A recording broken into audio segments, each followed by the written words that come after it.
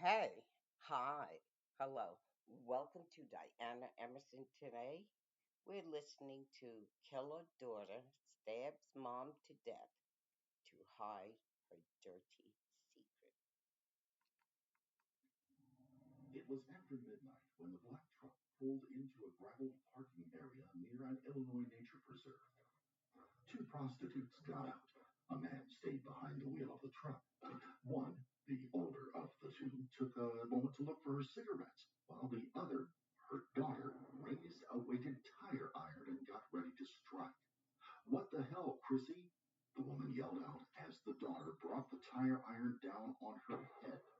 In moments, the younger had dragged her to the ground in a stranglehold, choking her out. She then dragged the wolf back into the brush and went to work on her with a short-bladed folding knife. Bloody-handed and out of breath, she made her way back to the truck and instructed the man to drive away. She had orphaned herself in an effort to protect her own motherhood. Join us as we look into the tawdry lives of Chrissy Rausch and her mother, Teresa Pullman, two women who had been on a lifelong collision course that ended in that fateful moment.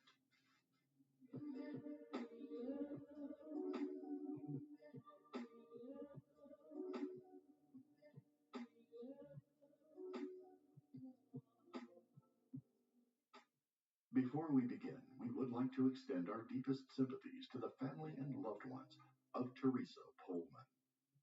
911, what's your emergency? Yeah, I would like to report a possible dead body found out by the Maple Grove Nature Preserve. And have you seen the body, or? Yeah, we just noticed we were on our way out, and we didn't notice it when we came in because we were leaving the same place we came out at. And I just saw something red over to my right going down the trail, and I was like, looks like a person laying there. Went up a little bit further. I didn't get very close to it, maybe 15 feet away. No response to. You said you had confirmed it as a person? Yes. Okay. Looks like they're wearing a red tank top. Looks like a female. Red tank top with looks like blood all over her chest. Okay, you said red all over her chest, like the shirt's not red, but the shirt's red, but yeah, there was looked like kind of exposed blood or something on her chest that was exposed.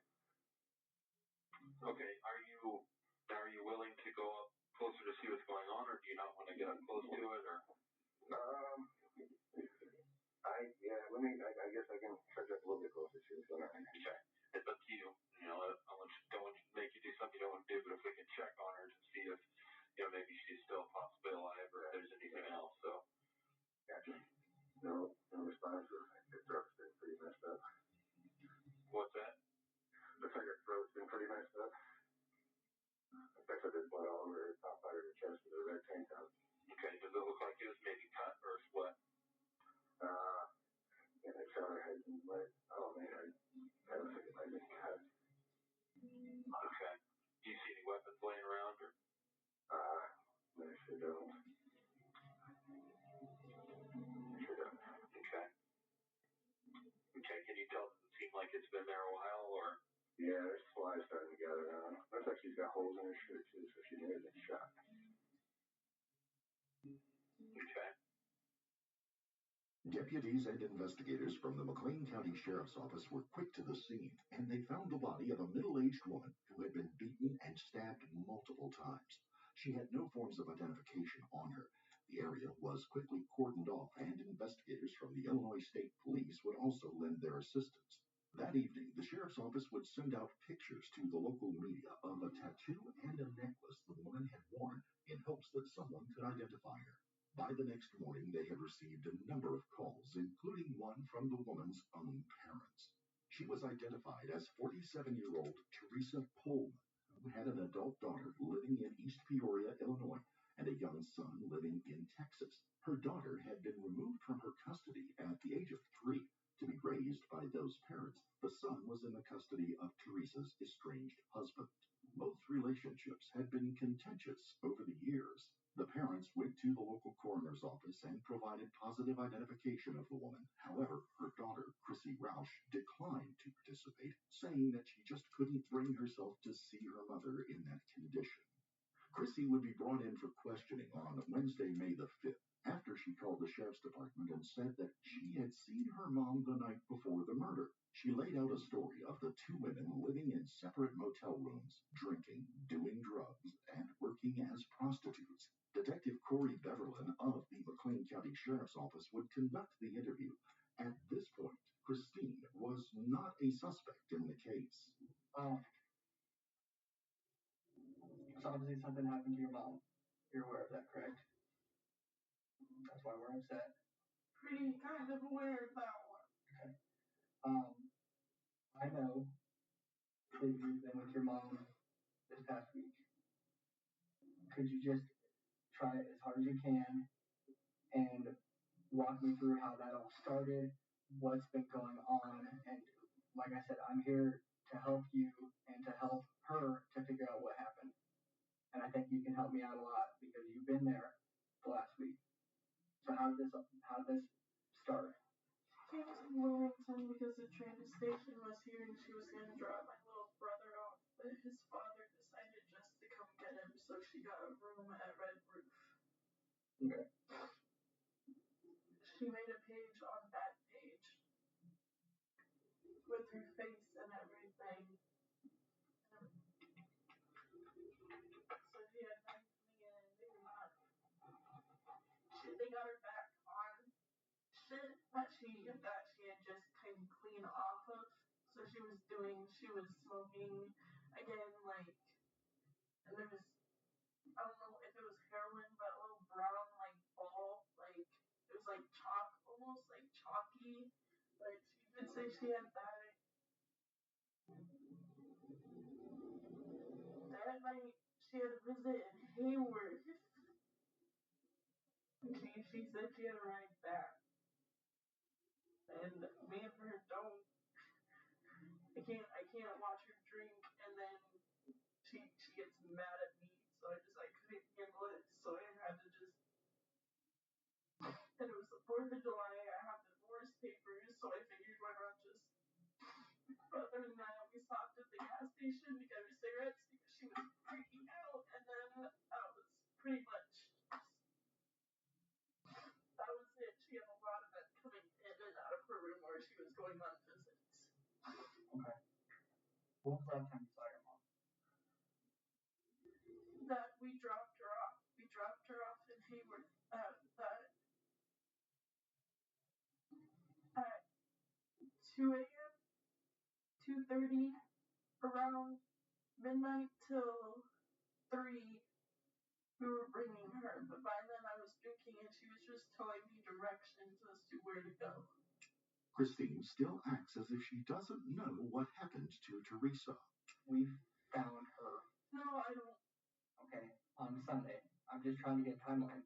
The detective then tries to come to an understanding of what brought Teresa to the area from Texas and why Chrissy was also there. My mom had not a lot of money, so I mean, it had to have been bad, but she does this all the time. All the time. You know, it seems like just about every month they get into it and she takes off. There's this, well, the guy, because I was mad, she wasn't answering her phone. She said she had a visit, she wasn't answering, so I went and I banged on her door, and some guy got very angry because he thought it was cops and, like, slammed her against the wall. Started freaking out on her. When was that? About 4:30, 5 o'clock that day, that whole, so Saturday. So, okay, I'm going to stop you and just so I'm clear. So you dropped her off in Hayworth on a night, overnight, one night. I don't know Bloomington. Okay, so a small town outside of Bloomington. Yes. And then that guy brought her back. Did he stay with her at the hotel? She said she had a ride back. She had a ride back. That was the last time I saw her. The person that brought her back, did you see her actually get back? No. She never came back? No. And I was drinking. I was tired of babysitting. From her using whatever she was using and I got away or I was going to start using again. And now I left and I stopped babysitting and now she. Did you see the guy that you dropped her off? was Trax. Who drove her? His name's Matt Isbell. Okay. A friend of yours, right? Yes. Okay. I couldn't even learn any more. Like, she just... Where's Matt? Is he from here? He's from, East Peoria, Morgan Heights. Okay. It's becoming obvious that there's more to the story, and Chrissy is having some trouble keeping the days straight, and she tells him of having run-ins with the clients Teresa had brought to her room, including one who had slammed her mother against a wall during an argument. Before leaving the room for a few minutes, the detective checks to see how Chrissy is holding up under the news. Are you doing okay? It's kind of hitting. I'm sober, so I mean. I understand. I mean, you take your time. I'd like to know did she overdose? I can't discuss any details about that right now. I threw away most of it, so I don't. You threw away most of what? What she was using.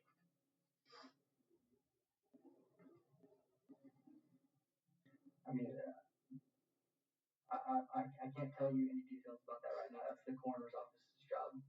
Over the next few minutes, Chrissy's emotions break through and she cries alone in the room.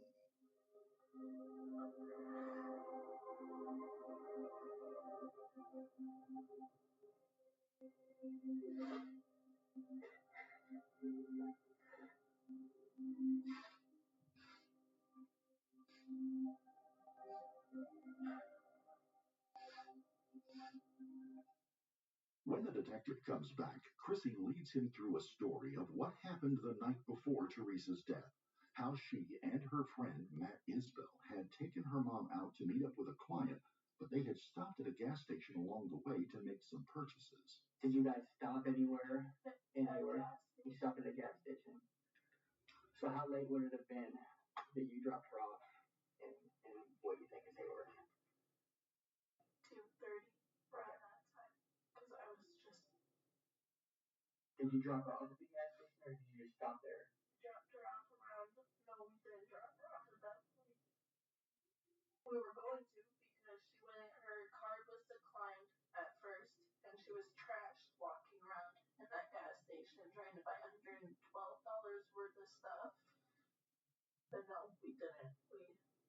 We dropped her off somewhere else. Like, we kept driving. Not very far from the gas station, though, right? Still in that same town? Yeah. Okay. What kind of car does Matt drive? A truck. Okay. Ford. What color? Diesel. Blue. Like light blue or dark blue? Dark blue. Is it a nice truck or is it a It's a shitty truck. Okay. Do you think that you'd be able to show us where you dropped her off at? What about Matt? Do you think Matt would? Was he sober? Well, no, he was not sober. Okay.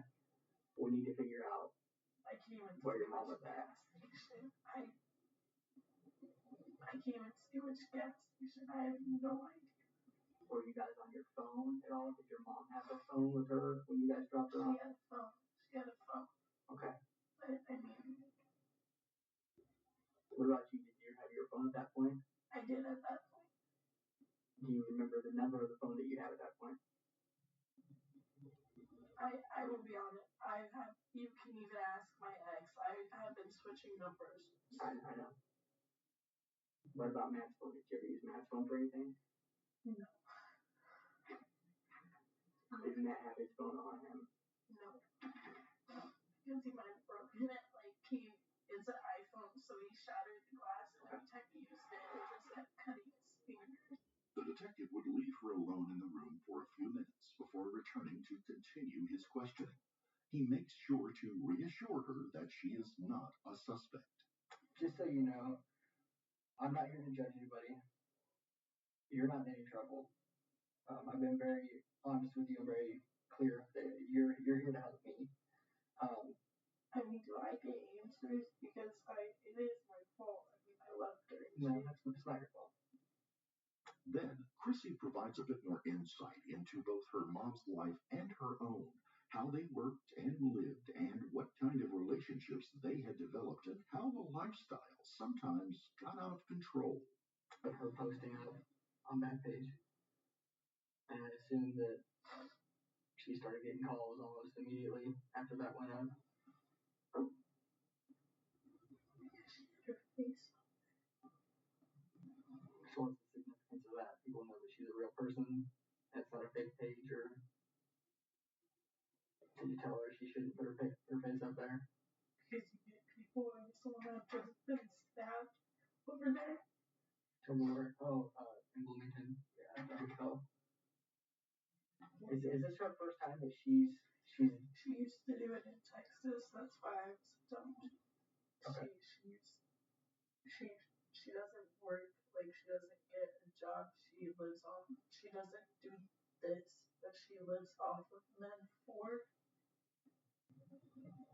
I'll sleep with you if you give me a roof, food, money. Okay. Did you have online ads as well? Is that how kind of you did things also? I need to figure out why you were there, why your mom came, kind of how everything. She follows me. I used to take care of her. Just. Because you guys lived together in Morton for a little while before she ended up having to go back to prison.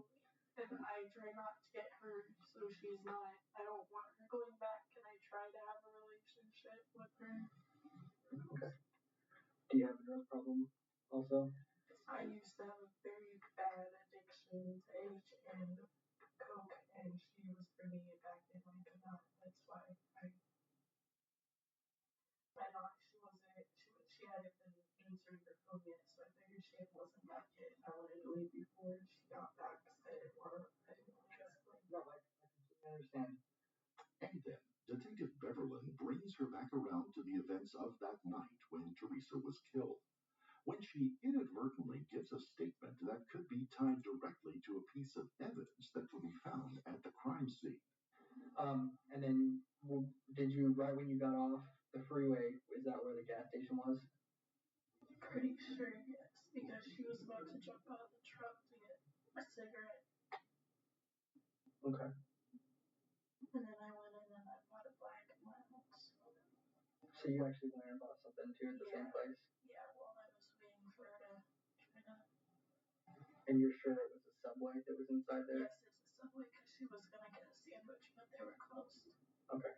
In the grass near Teresa's savaged body lay a single red cigarette lighter, one that showed no signs of being out in the weather for any period of time, and more tellingly, the plastic-tipped butt of a Black & Mild cigar. After the killing, had Chrissy stopped for a smoke to steel herself against what she had just done? Chrissy would continue her story, saying that after dropping her mom off at the location, her mother had reassured her that everything was going to be okay. And then after you dropped her off, she said that she has a ride home. Don't worry about me, Chrissy Bear, got a ride. And then you and Matt headed back to the hotel that you guys were at. And then I grabbed the alcohol she promised me I could have in her room. Which is now really horrible, because I just.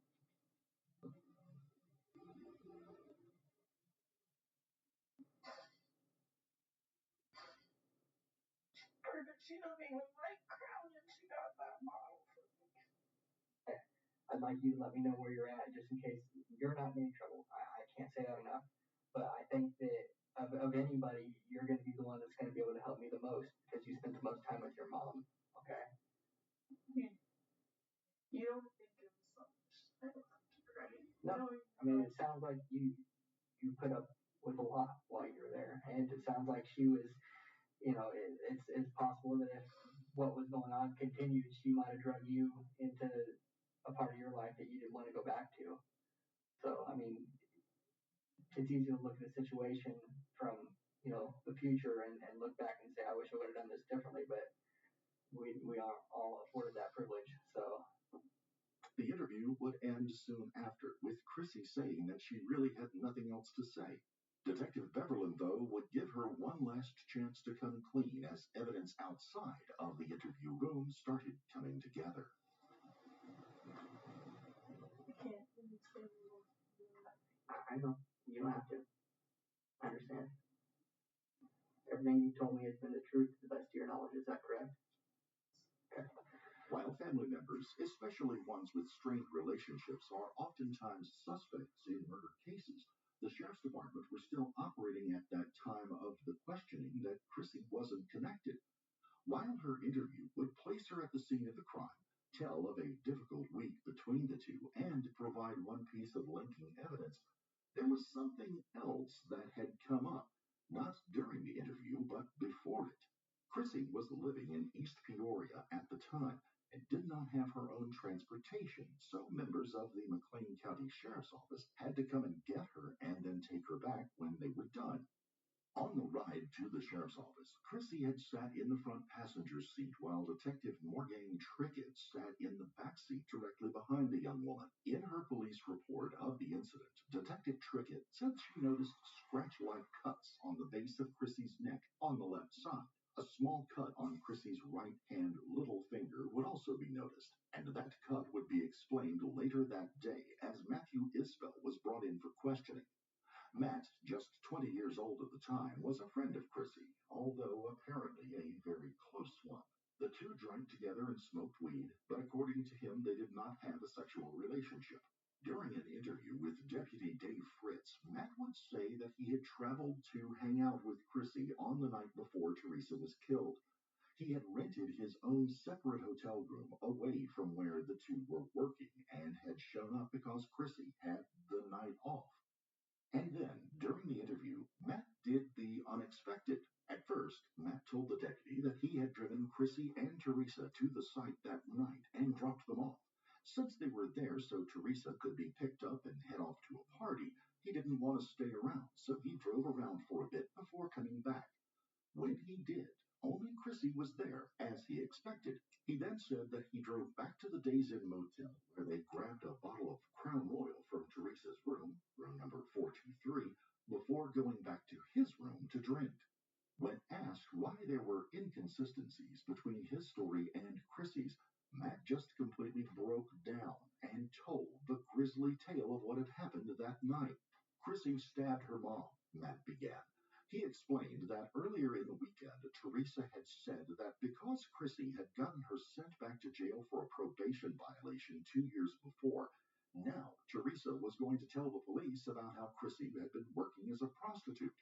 Chrissy, at the time, had been fighting to regain custody of her 2-year-old daughter. This kind of information would mean there would be no way she would be able to get her own child back. It would end up mirroring the situation that had happened to Teresa when Chrissy was just 3 years old. Matt said that the location they had taken Teresa to had been given to Chrissy by her pimp and was a place he had used, allegedly, to dump bodies in the past. He had advised to drag the body off into the bushes, take her purse and ID, cell phone, and then leave. Matt said the pimp told her that he had connections that would take care of the rest. Matt said that the tire iron was used in the incident was one from his toolbox in the back of the truck. It had been modified to have a hammerhead welded on one end. That was the end Chrissy had used to hit her mother. He said he was sitting 15 feet away in the truck when the attack began. He said he tried not to look. He did not want to see what was happening. But he looked up when the older lady yelled out, "What the hell, Chrissy?" Chrissy then yelled out that this wasn't going to end the way she wanted it to, and he saw her drag Teresa to the ground, put her arm around her neck, and put her in a chokehold until the woman quit moving. Then Chrissy dragged her into the bushes, was gone for a few minutes. When she came back out, her hands were covered in blood. Chrissy was also trying to staunch the bleeding from a cut on her little finger and used a long-sleeve Harley-Davidson t-shirt she had been wearing. She was also carrying a knife. The two would go back to the Days Inn Motel, as he had said before, but they went to Teresa's room. Chrissy had also taken time to thoroughly wash her hands in the bathroom sink, leaving the bloody knife on the counter. Matt would leave the next morning, but he said Chrissy must have gotten a ride with her pimp back home. Later, she would get Matt to meet her and the pimp at Denny's restaurant in Perkin, Illinois. Matt said the man told him he would take care of disposing of Teresa's ID and other effects along with the knife. He said that Matt and Chrissy would have to get rid of the tire iron and their cell phones so they could not be traced back to the scene. The pimp then told Matt that if he gave up any information, that he knew where Matt's family lived and that Matt's mother would be next. Immediately after the meeting, as Chrissy and Matt drove away, they were driving across a bridge on Highway 150. Chrissy attempted to throw the tire iron out of the truck, hoping it would fall into the river below. She missed, however, and hit one of the bridge pillars, causing the weapon to land in the roadway. Matt would circle the location on the map where it had landed, and then provided the officers with that drawing of where the tire iron should have been. Shortly thereafter, Detective Trickett was able to recover the weapon right where Matt said it would be. Matt would be placed under arrest for the murder of Teresa Pullman. Deputies would go back and pick up Chrissy Rausch. According to Detective Trickett's police report of the incident, the officer knew this was going to be a close matter of timing. They knew from the earlier interview that she was supposed to check out of the Motel 6 later that day. When they arrived at her room, there was no answer at the door. They entered the room as a welfare check and to make sure that nothing had happened to her. She wasn't there. The officers, with the help of the motel manager, waited in the next room for Chrissy to return. When she did return, they quickly knocked on the door and asked her to return to the station with them for a few questions. Detective Trickett said that Chrissy's demeanor had changed greatly since the last time she had been seen. Now she was agitated and nervous. As they asked her a couple of questions, she went across the room, grabbed a glass pipe that she used to smoke marijuana, and tried to light it up right in front of the police officers. They brought her directly back to the station. And you were pretty upset last time you were in here. Yeah, yeah. I mean, I'm Because not. I was feeling like that was my fault. Well, I mean, I'm realizing her decisions are. yeah, her decisions leading up to what happened to her were her decisions, and I agree with you on that. But I think that there's something that you're not being very forthcoming about. There's not at all. You won't find anything because I didn't do anything. I didn't. Okay. I know you're trying. I don't have anything. I think you do. Okay. And I think deep down you want to let me know. I certainly can understand why you'd be scared about it. I'm scared about what? I think you're not being honest about what happened. What happened to your mom? As a matter of fact, I'm pretty positive that I know that you're not being honest with me about what happened to your mom. Okay. Just to kind of give you a little taste of what we're talking about, I mean, cell phones, whether the physical cell phone itself is destroyed or not, cell phone records, call history, Lawyer. tower. Lawyer what? I want a lawyer. You want a lawyer? Okay, so you don't want to talk to me anymore? Okay. Do me a favor, just stay put on me, okay? Detective Beverlin would leave the room, not just to shut down the interview, as the request for a lawyer normally does, but also because he noticed Chrissy digging at her fingernails during the interview. He immediately had a team from the state CSI office come in and place paper bags over her hands. They would later take trimmings of her nails and swab her hands to see if they could find any traces of Teresa's DNA. They left her alone in the room for a long time. After an hour and a half, she begins to lose her composure.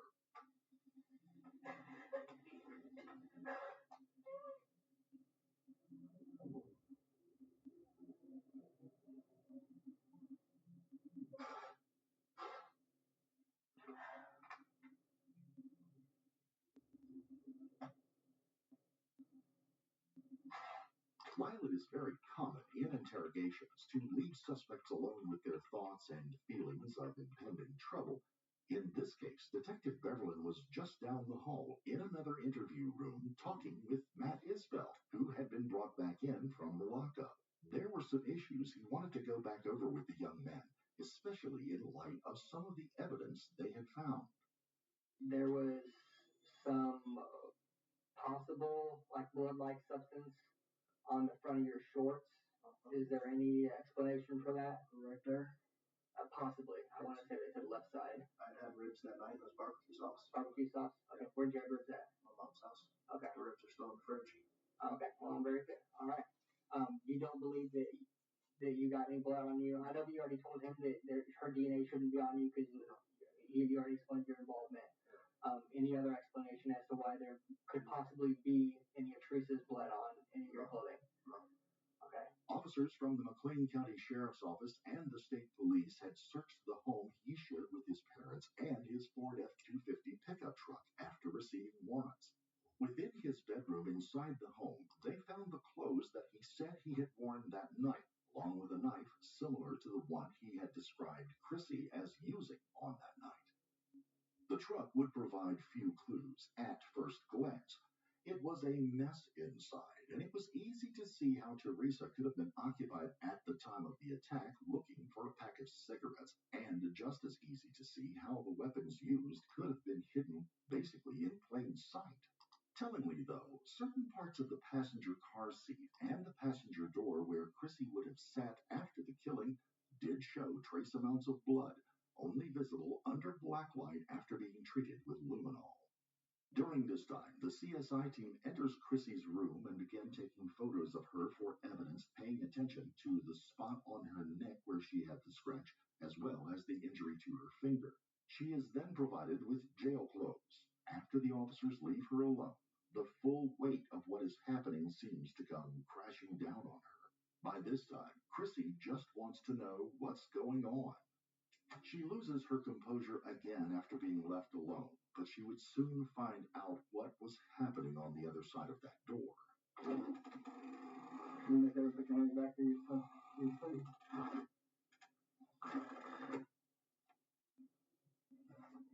And just stand up. Try and put your hands over behind your back. You're being placed under arrest for murder. Both Chrissy and Matt would be booked on charges of first-degree murder in the death of Teresa Pohlman.